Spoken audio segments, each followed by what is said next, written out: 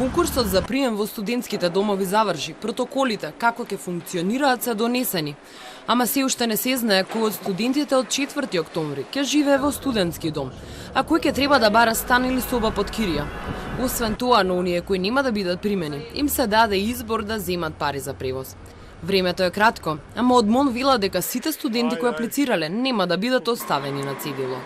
Има ли доволно време затоа што конкурсот заврши на 7 септември, а пред некој ден се донесе одлуката? Време секако за ништо нема. Гледате дека цело време сме во трчање со сите работи, но дека ќе ги сместиме студентите, ќе ги сместиме. Минатите години знаеме дека и во регуларни услови сместувањето во ученичките и во студентските домови беше задоцнато.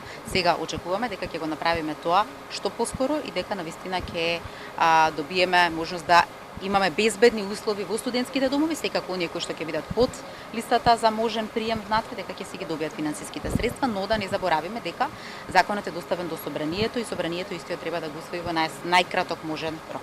Во меѓувреме заврши обуката на националните тренери за платформата за онлайн настава.